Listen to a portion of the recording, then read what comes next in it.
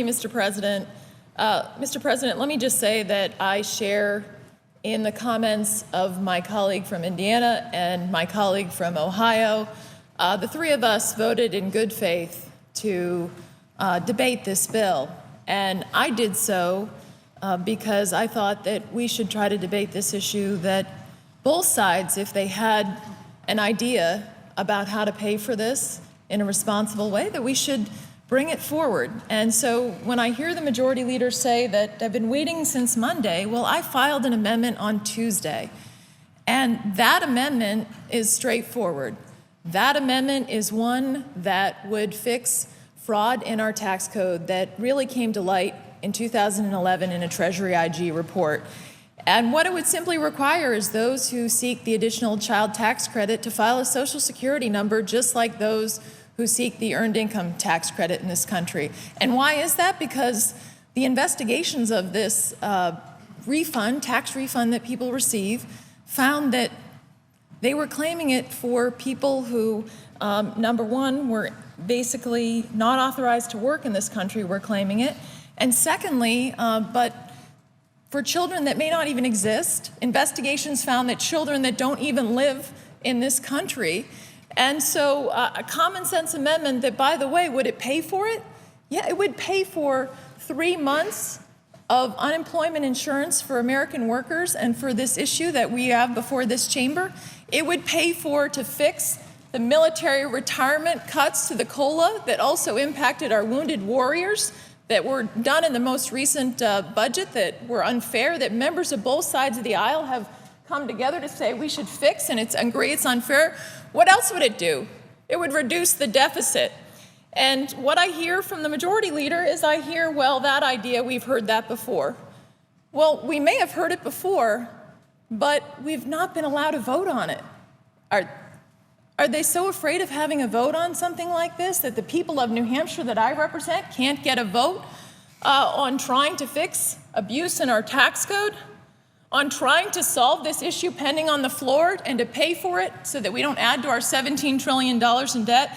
And by the way, is it so unreasonable? I happened to find a letter from a member of the Democrat conference who, after the Treasury IG report was issued that I'm citing here, was equally concerned as I am about this abuse in our tax code. In fact, described it as improper payments, said that it seemed reasonable to presume that unauthorized workers weren't eligible for this tax credit, and called on the commissioner of the IRS. This is a respected member of the Democrat conference who expressed concerns about it.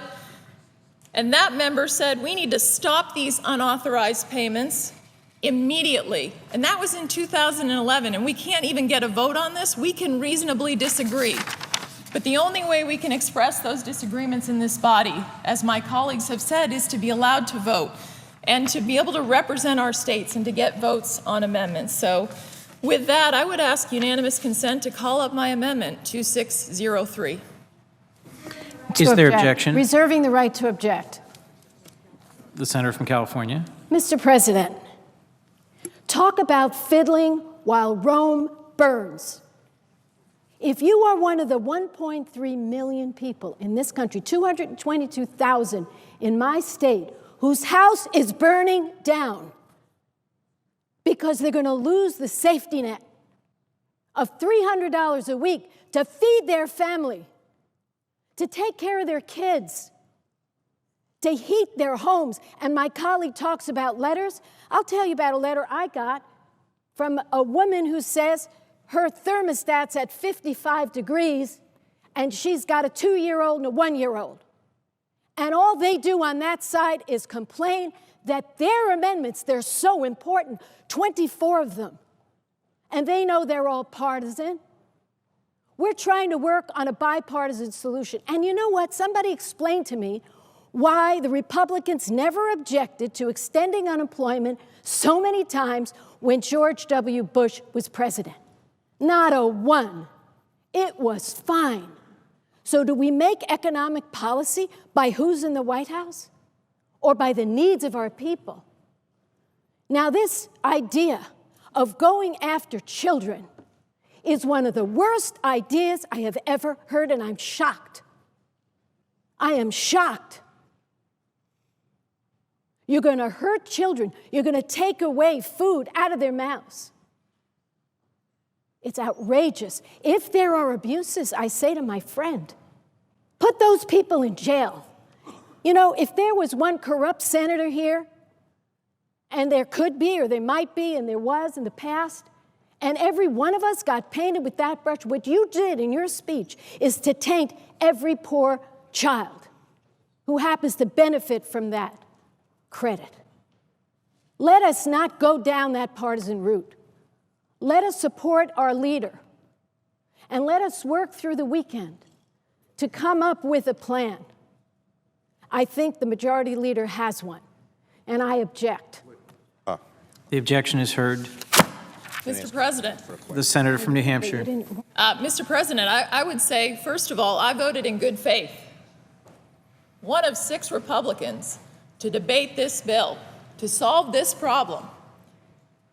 And I can't get a vote if the senator from California objects to this amendment, then why don't we vote on it? And you know, this is nothing about protecting children. Unless you're trying to protect children that may not exist, or you're trying to protect children who don't live in the United States of America. And this is about protecting abuse within the tax code, which, again, I have a letter from a member of her caucus who recognized this problem as well, based on a Treasury IG report done during this administration. This amendment is about protecting the American taxpayer. And the American taxpayer needs some protection in this body when it comes to tax fraud.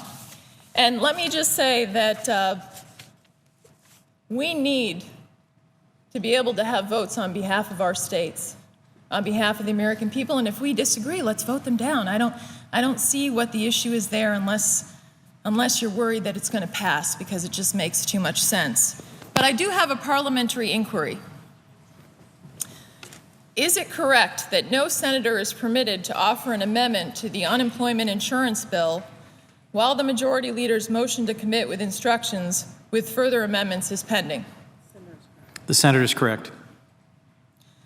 I have a further parliamentary inquiry.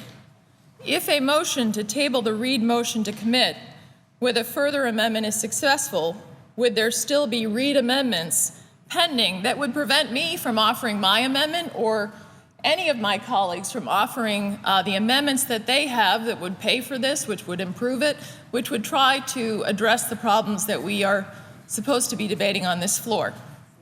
The senator is correct.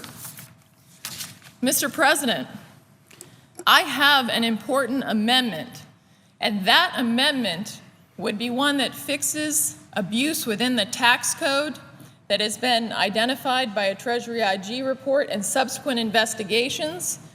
It is one that would pay for this 3-month unemployment extension for American workers, those who are struggling to find work. It is an amendment that would fix the unfair cuts to our military retirees and our wounded warriors. And it is an amendment that, being concerned about the $17 trillion in debt and what it'll do to the future of this country for our children, that would reduce the deficit as well. And I would ask for a vote on my amendment, Amendment 2603. But, Mr. President, with that important amendment that I would like the Senate to vote on, in order for the Senate to start considering these amendments that my colleagues have talked about, and I hope amendments on the other side of the aisle that we should be voting on, including my amendment 2603, I move to table the pending Reid motion to commit with instructions, and I ask for the yeas and nays.